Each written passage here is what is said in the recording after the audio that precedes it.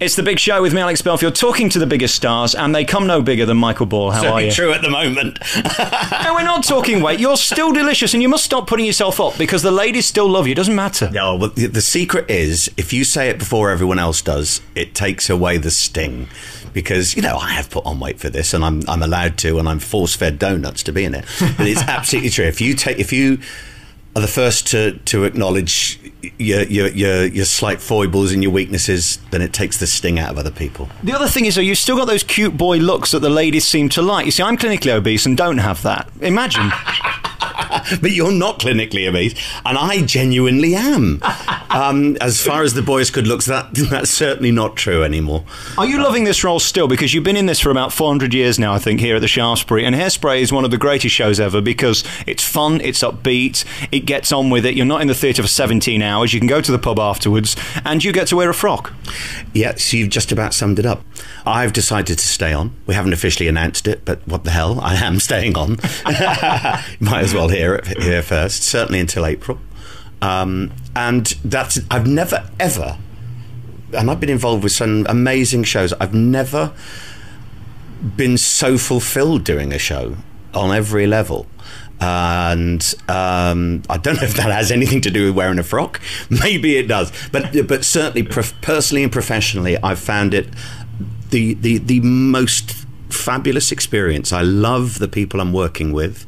I so admire the writers and the director and the choreographer and all the creatives. I've been given my own freedom within that arena, and I like leading this company. And I think in the past, when I've done stuff, I've always thought, oh, I've got to get on to the next thing. There's got to be the next thing. One thing that you learn with experience in this job is that nothing will last forever.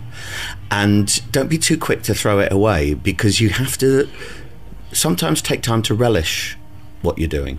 And this is certainly the case with Hairspray. Nothing I've done has been as satisfying and as much fun and continues to surprise me and to stretch me.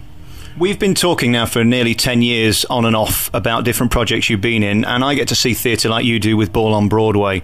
There's a lot of rubbish out there. There aren't many gems, are there, that you enjoy going back to? I'm coming back to see the show again tonight, and I'm actually looking forward to it. I can't say that of many shows. I absolutely agree with you. There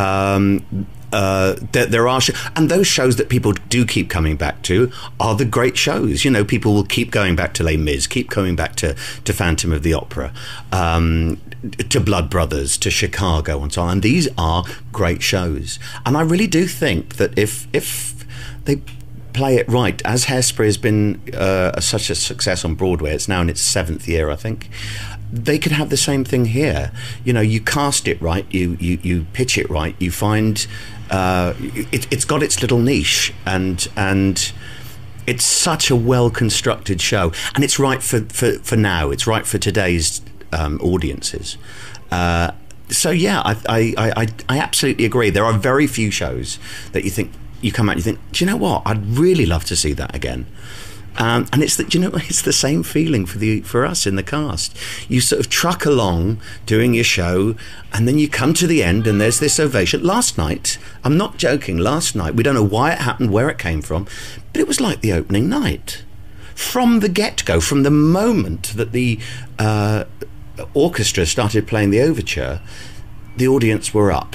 So that gave us a little charge. We came out and we delivered a show that was like the opening night, and we had the same reaction on 3 levels, everyone's standing. Now, we've had nights as well where it hasn't, you have an average night, an ordinary night, but it's moments like that that will take you as a performer by surprise, and you think, we really are in something special, and we don't take this for granted. I think with a show like this, there's always going to be a level of professionalism, but there's also going to be that get back what you put in from an audience, isn't there? You are going to give more if we give more. Absolutely. There's no question. And the worst night we've ever had in here, Valentine's night. It's the only night that we didn't get a full standing ovation. And I think we looked at it, and it was full of miserable couples. She was obviously thinking, why didn't you get tickets for Dirty Dancing? And he's thinking, why have you dragged me to a bloody musical theatre full of puffs? And it was the most dire night ever. None of the gags landed, nothing. It was a killer. Next night, there's a corker. Absolutely great. So I don't think we'll ever repeat that again. And before we leave Hairspray for the minute, tell us the story of it. It's a story of a girl who's different and a mother who's different, and it really is just a love story, like all the best stories are. Yeah, it's a love story, and it's a it's not just the love of a guy for a girl. It's love of family. It's love of yourself. It takes into account a lot of issues that were prevalent in the 60s are still prevalent now. The race issue, the size issue, the sex issue, and so on. And dresses it up in a very frothy, fun confection, so you can view it on as many levels as you want to, as deeply or as superficially as you like. It's full of fantastic tunes, great characters. It's brilliantly constructed. It's the perfect musical comedy because it's smart. It's sophisticated. It's surprising. And sex is the biggest issue. It certainly is for me because I'm not getting any. Well, luckily Edna and Wilbur are at it, hammer and tongs. What's it like kissing a man? That's interesting. Well, I'll tell you, one of the worst experiences of my life was being French kissed by Mel Smith. On his last matinee, he grabbed me, he put his tongue in my mouth, and he did it like a washing machine. Can we play a record? This is just obscene. It was horrible. It will live with me forever. We're back on The Big Show, talking to Michael Ball today. It's so fascinating how popular you are with your fans. They are obsessive, they love you, they fancy you, they're endeared by you, they go on your every word, they listen to you, they follow you around the country. How do you buy that? Because so many people fail at it, don't they, being popular? I don't really know. I don't...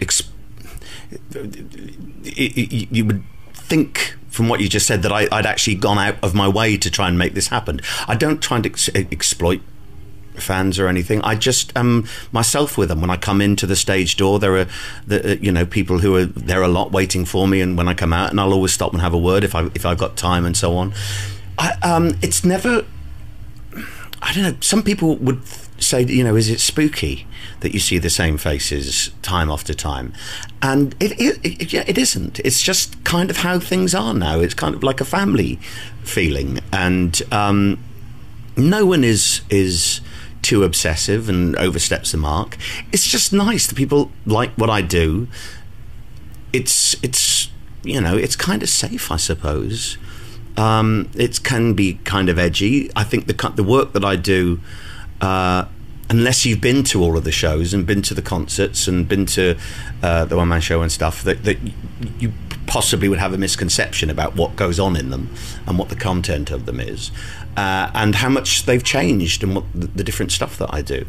And I don't know, I'm just myself with them, and I'll let them be themselves. And I can honestly say that with one or two very notable exceptions, there's never been any problem. It's just a really wholesome, nice thing. And it'd be really churlish for you to poo-poo any of your fans, because without them you're finished, aren't you? Oh, absolutely. That's why you do. And what is so brilliant for me is when I have given myself, take this perfect example, Hairspray. Now, you wouldn't have thought, I seriously can't imagine any other artist whose fan club would embrace them coming in to play a 28-stone mother of one from agoraphobic from Baltimore.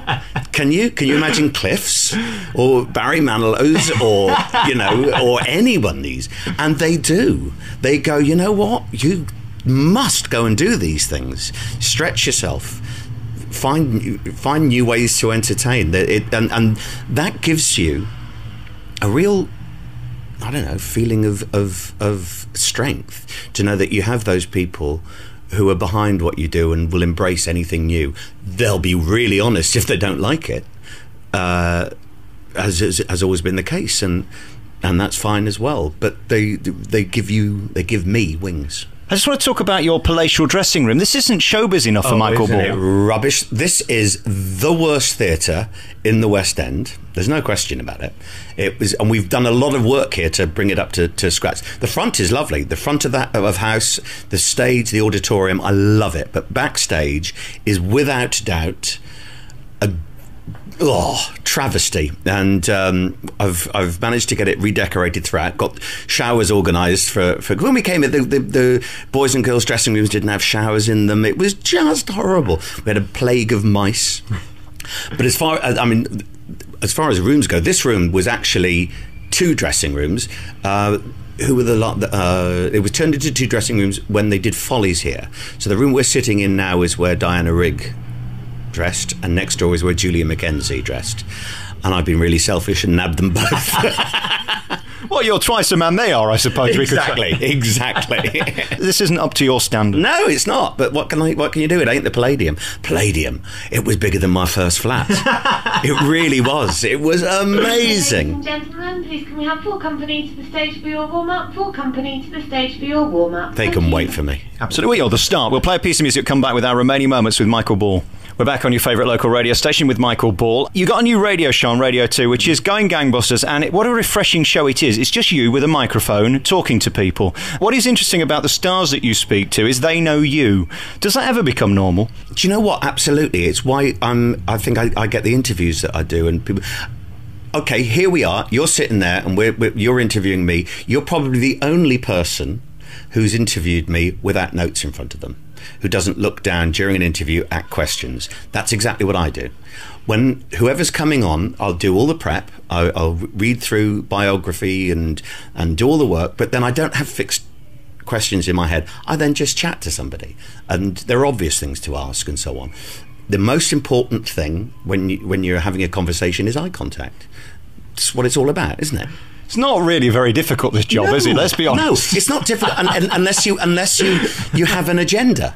And then there are tells that I don't have one. People in the business, you see, will know that they're not going to be stitched up. They're not going to be. They're going to be given a nice time because I'm their host, and I take that responsibility quite seriously. So, if people come on.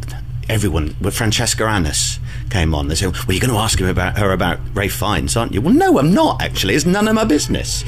Jane Asher was on last week. You're going to ask her about Paul McCartney? Absolutely not, because she's made it clear she's uncomfortable talking about that. Why would I want to score points?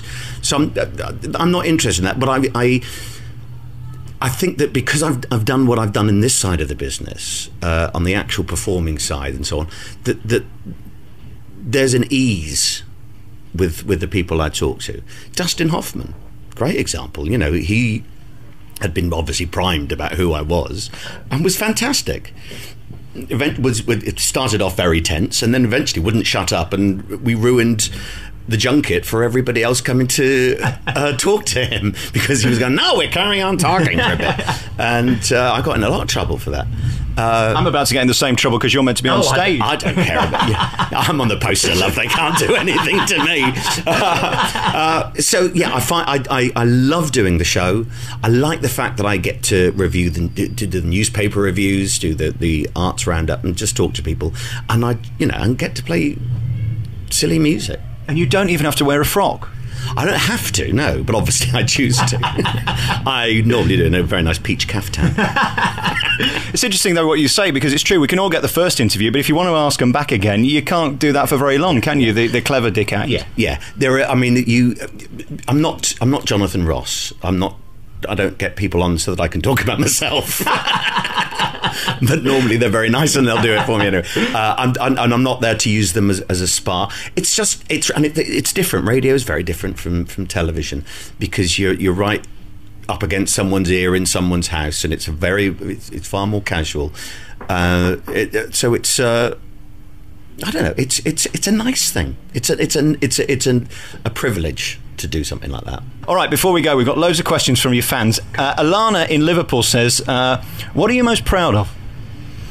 Coming up to my 25th anniversary in the business, I think I'm really, really proud of winning the Olivier. It was a dream, absolutely a dream. I kind of joined their club, the legitimate theatres club. I'm proud of that. I'm proud of my of the prom I did. I'm full of myself at the moment. So yeah, and I'm proud that there have been fans who've been part of it for since the beginning, and new ones come, and it just keeps going. I'm just enjoying it. What about the book? Jenny in Cheshire says she really wants to read the Michael Ball autobiography. Is it going to happen? No, it isn't. Not till I'm ready to write one, and that won't be for ages. I think there's no point in doing a book until you've finished, because you don't know what the next chapter is unless you're Jordan. She's on number 5, isn't she? She's on number 5, yes. So no, I think if you're going to do an autobiography, you're going to tell where the bodies are buried. So I want to carry on. I want to carry on working for a while. So I don't want to name the names. Some very quick ones to finish with. Nancy Garcia in New Jersey, USA says, "What's your favourite word?" Onomatopoeia. Ah, very good. Julie says, is there going to be a CD of the British cast of Hairspray? Do you know, I don't think there is now. They kind of let it run, and I think they've lost the moment, and I'm really disappointed in that, because we no longer will be the original cast. So I think that the producers sadly missed the boat. Nothing to do with me. I would have done it for nothing. Maria in Staff says, who's your dream guest for the radio show? Oh, who would be my dream guest? I've really got no idea. I'd like to talk to... who would I love to do? God, I don't know. Who'd be really... Madonna. That'd be really interesting, wouldn't it? No, do you know, I really wouldn't enjoy that at all. I'd be too uptight. See, I'm more Sue Pollard than Jane McDonald, I've got to be honest with you. That's why we're so different. That's why you're on Radio 2 and I'm sat here. Michael Ball, it's a real pleasure talking to you. It's always nice seeing you. You're so popular and you love your fans and they love you. Yeah. And that's such a rare treat in show business today. Congratulations on being you. And I don't care how big you get. It doesn't make any difference to me. You're very kind. Thank you, Alex.